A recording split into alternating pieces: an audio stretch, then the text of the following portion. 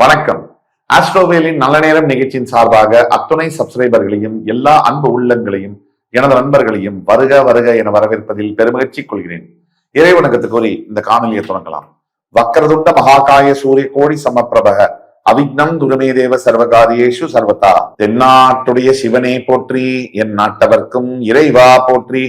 அன்பர்களே நண்பர்களே, இந்த புத்தம் புதிய காணொலியில் உங்கள் அத்துணை பேரையும் வரவேற்பதில் மிக்க மகிழ்ச்சி கொள்கிறேன். ஆங்கில புத்தாண்டு 2026 சிறப்பு பலன்கள் வரிசையில இன்றைக்கு நம்ம பார்க்க போறது தனுசு ராசி. அதாவது ஒவ்வொரு ராசிக்கும் 12 ராசிகளுக்கும் வருகின்ற ஆங்கில புத்தாண்டுடைய பலன்கள் என்ன. வருகின்ற ஆங்கில புத்தாண்டுல 2 பெரிய கிரக மாற்றங்கள் இருக்கு. ஒன்று சனி பயிற்சி, மற்றொன்று குரு பயிற்சி. சரியாக மார்ச் 6ஆம் தேதி வாக்கிய பஞ்சாங்கப்படி கும்பராசியிலிருந்து மீனராசிக்கு பெயரவிருக்கின்ற சனி பகவான், அதே மாதிரி ஜூன் 2ஆம் தேதி மிதுன ராசியிலிருந்து கடகராசிக்கு பெயரவிருக்கின்ற குரு பகவான். இந்த 2 பயிற்சியானது 12 ராசிகளுக்கு என்னென்ன பலன்களை தரும், வாழ்க்கையில் என்னென்ன மாற்றங்கள் வரும், அந்த வரிசையில இன்றைக்கு நம்ம பேச போறது தனுசு ராசி. காலபுருஷ தத்துவத்துடைய 9ஆம் வீடு என்று சொல்லக்கூடிய தனுசு ராசி. அதாவது தனுசு ராசிக்கு வாக்கிய பஞ்சாங்கப்படி தற்சமயம் 3ஆம் இடத்தில் சஞ்சரித்து வருகின்ற சனி பகவான் 4ஆம் இடத்திற்கு பெயர்ந்து அர்த்தாஷ்டம சனியாக அனுகிரகம் செய்வார். அதாவது தனுசு ராசியினுடைய ராசிநாதனே 7ஆம் இடம் என்று சொல்லக்கூடிய மிதுனத்திலிருந்து ராசியை நேரடியாக பார்ப்பது போக ராசியின் 8ஆம் இடம் சென்று குரு பகவான் ராசிநாதன் உச்சம் பெறுவார். அப்படி உச்சம் பெற்ற பிறகு ராசியினுடைய 12ஆம் வீடு, 2ஆம் வீடு, 4ஆம் வீடுகளை பார்ப்பார். இப்ப முதல்ல சனி பயிற்சிக்கு வருவோம். சனி பகவான்னா யாரு, அர்த்தாஷ்டம சனினா என்ன? சனி பகவான் என்பவர் முழு பாவ கிரகம். அர்த்தாஷ்டம சனினா அஷ்டம சனியில பாதியை தரும், பாதி பலன்கள் கிடைக்கும். அதுதான் அர்த்தாஷ்டம். அர்த்தாஷ்டம காலகட்டங்கள்ல என்னென்ன விஷயங்களை எதிர்பார்க்கலாம்? ஆல்ரெடி தனுசு ராசி நேயர்களுக்கு கடந்த 3 முதல் 5 ஆண்டுகளாக ஒரே பிரச்சனை, சண்டை, சச்சரவு. குறிப்பிட்டு சொல்லணும்னா கணவன் மனைவிக்குள்ள இருக்கக்கூடிய வேறுபாடு. தனுசு ராசி என்பவர்களுடைய வாழ்க்கையில சட்ட சிக்கல்கள், போராட்டங்கள், சொத்துக்கான போராட்டங்கள், உரிமையை விட்டுக் கொடுக்கக்கூடிய நிலைமைகள், உரிமைக்கான போராட்டங்கள், குழந்தைகளுக்கான போராட்டங்கள், தன் உடல் நிலை பாதிப்புகள், ஆரோக்கியம் போய் தனக்கு மனசுக்கு பிடிச்சவங்க தன் வாழ்க்கையை விட்டு பிரியக்கூடிய இந்த பிரச்சனையெல்லாம் சந்திச்சு இப்படி மாறி மாறி மனக்கசப்பு, மன கஷ்டம், துயரங்கள்ல துவண்டு போயிருக்கக்கூடிய தனுசு ராசினியர்களுக்கு ஒன்னே ஒண்ணுதான். எப்பப்போ நமக்கு துக்கங்கள் நிறைய வருதோ, எப்பப்ப நமக்கு கஷ்டங்கள் நிறைய வருதோ, அப்பப்ப கடவுள் நம்ம பக்கம் கண்டிப்பா இருக்கும். அதே மாதிரி கடவுள் கஷ்டப்படுறவங்க இல்ல விட்டு விலகிறது இல்ல. அந்த சனீஸ்வர பகவான் அர்த்தாஷ்டம சனியாக வரும்பொழுது முதல்ல என்ன கவனமாக இருக்கணும் அப்படின்னா, நம்முடைய உடல் ஆரோக்கியத்தில் கவனம் தேவை. அதற்கு பிறகு தாயாருடைய உடல் ஆரோக்கியத்தில் கவனம் தேவை. இந்த தாயாருடைய உடலாகனம் மட்டுமில்ல, லீகல் பிரச்சனைகள், லீகல் டாக்குமெண்டேஷன் சம்பந்தப்பட்ட பிரச்சனைகள். 4ஆம் இடத்தில் சனி சஞ்சரிப்பதால் அர்த்தாஷ்டம சனியில் ஏதாவது கையெழுத்து போட்டு மாட்டிக்க வேண்டும். சரியாக மார்ச் 6ஆம் தேதியிலேருந்து ஜூன் 2ஆம் தேதி வரைக்கும் வெறும் 3 மாசம் தான் நான் சொல்லக்கூடிய விஷயங்கள்ல கவனமாக இருக்கணும்.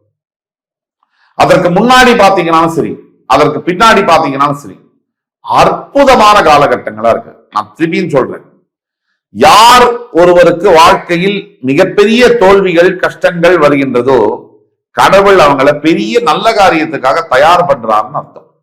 அந்த விதத்துல பார்க்கும்போது தனுசு ராசி என்பவர்களுக்கு குரு பார்வை, அதாவது குரு பகவான் பயிற்சி ஜூன் 2க்கு பிறகு தற்சமயம் குரு பார்வை ராசி மேலே விழுகுது. இந்த நிலை இன்னும் அதிகமாக பாசிட்டிவ் வைப்ரேஷன்ஸோட 8ஆம் இடத்திற்கு வந்து உச்சம் பெறக்கூடிய குரு பகவான் ஜூன் 2க்கு பிறகு உங்களுடைய 12ஆம் வீட்டை பார்ப்பார். குரு பார்வைனா என்ன? இறைவன் நம் மீது பார்க்கக்கூடிய பார்வை. இறைவன் நம் மீது சொல்றார், உன்னை நான் பார்த்துக்கிறேன், நான் உன்னை கவனம் பண்ணிக்கிறேன், உன்னுடைய வாழ்க்கையில நீ எந்த பிரச்சனை வந்தாலும் கலங்காத, கவனமா இரு, நான் இருக்கேன் உனக்கு துணையா அப்படின்னு இறைவன் சொல்லக்கூடிய வார்த்தை தான் குருவுடைய பார்வை. அந்த குரு பார்வை 12ஆம் வீடு அயன சயன ஸ்தானம், இது மேல விழுந்தா என்ன அர்த்தம்? முதல்ல ஜூன் 2 வரைக்கும் தூக்கம் இல்லாமல் பல மாதங்களாக வருடங்களாக தவித்துக் கொண்டிருக்கக்கூடிய தனுசு ராசி அன்பர்கள். தூக்கம் தான் சார் வாழ்க்கையில மெயின். சாப்பாடு தூக்கம் இது ரெண்டு ஒழுங்கா இருந்தாலே மனுஷன் நிம்மதியா இருக்கான்னு அர்த்தம். இந்த சாப்பாட்டுல தூக்கத்துல பிரச்சனை வந்ததுன்னா ஏதோ பிரச்சனையில இருக்கான்னு அர்த்தம். ஒரு மனிதன் பிரச்சனையில இருக்கானா இல்லையான்னு ஈஸியா கண்டுபிடிச்சிடலாம். அப்ப தூக்கத்தை அந்த இடத்த குரு பகவான் பார்க்கும்போது நிம்மதியான தூக்கம் வரும்.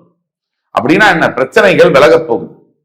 அதே மாதிரி வெளிநாடு சம்பந்தப்பட்ட ஃபாரின்ல நான் கல்வி பயில வேண்டும், நான் வேலை பார்க்க வேண்டும், திருமணம் புரிய வேண்டும், எனக்கு வெளிநாட்டுல செட்டில் ஆகணும் அப்படிங்கிறவங்களுக்கு அற்புத காலகட்டங்கள். தனுசு ராசிக்கு பிரச்சனை மேல பிரச்சனை, பிரச்சனை மேல பிரச்சனை இப்படி வந்துகிட்டே இருக்கு இல்லையா? இதற்கு முக்கிய காரணம் என்னன்னா, நீங்க பிரச்சனையில கட்டி பிடிச்சுக்கிறீங்க, அதை விட மாட்டேங்கிறீங்க. அதுவா போறேன்னா கூட அதை விடுறது இல்லை. நீங்க என்ன பண்ணணும்னா மனநிலையில கொஞ்சம் மாற்றங்களை கொண்டு வரணும். பிரச்சனைகள் எல்லா ராசிக்காரர்களுக்கும் வரும்.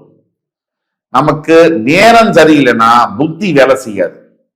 இப்ப ஒருத்தர் சொல்றாரு, இப்ப நானே சொல்றேன் அப்படின்னா, நான் என்னதான் சொன்னாலும் நீங்க கேட்டுக்கணுமே. அதை கேட்டாத்தானே பலன் அடிக்கும். அதை கேட்கறதுலதான் பிரச்சனையே இருக்கு. இவர் என்ன சொல்றது, நாம என்ன கேட்கறது? இவர் என்ன பெரிய ஆளா, இவர் சொல்றதெல்லாம் பொய் அப்படின்னு நினைக்கிறது. அதை நினைக்க வைக்கிறது இல்லையா, அதுதான் விநாச காலம். விநாச காலம்னா தவறான நேரம் இருக்கும் போது நம்முடைய புத்தியும் தவறான சிந்தனைகளை சிந்திக்க வாய்ப்பு கொடுக்கிறது. ஆக தனுசு ராசி நேயர்கள் 12ஆம் வீட்டில் குரு பார்வை விழுந்ததும் அயல்நாடு செல்லக்கூடிய ஃபாரின் கண்ட்ரீஸ்ல செல்லக்கூடிய அனைத்து விஷயங்களும் சக்சஸ்ஃபுல்லா நடக்கும். அடுத்தபடியாக குரு பகவானுடைய பார்வை 7ஆம் பார்வை என்பது உங்களுடைய தனஸ்தானத்துல போய் விழுது. தனுசு ராசிக்கு பண பிரச்சனையை விட மனப்பிரச்சனையும் உடல் சார்ந்த ஆரோக்கிய பிரச்சனையும் தான் அதிகம். அதனால வரக்கூடிய பண பிரச்சனை. தனஸ்தானத்தின் மீது குரு பார்வை விழுந்தா என்ன? காசு தங்குற இடம். தனகாரகன் ராசிநாதன் தனஸ்தானத்தை பார்ப்பதன் மூலமாக பணம் கையில தங்குற வழியை ஏற்பாடு ஆகும். அதே மாதிரி நீங்க கொடுக்கக்கூடிய வாக்கு என்பது செல்வாக்காக மாறும். குடும்பத்தில் இருக்கக்கூடிய வாக்குவாதங்கள் எல்லாம் விலகி நல்லபடியான ஒரு வாழ்க்கை திருப்பங்கள் அமையும். அதே மாதிரி தனுசு ராசி நேயர்களுக்கு குரு பகவான் 9ஆம் பார்வையாக தனுசு ராசியுடைய 4ஆம் இடத்தை அர்த்தாஷ்டம சனியை பார்ப்பதனால அந்த ஜூன் 2ல இருந்தே அர்த்தாஷ்டம சனியுடைய தாக்குதல்கள் விலகும். எப்படி விலகும்?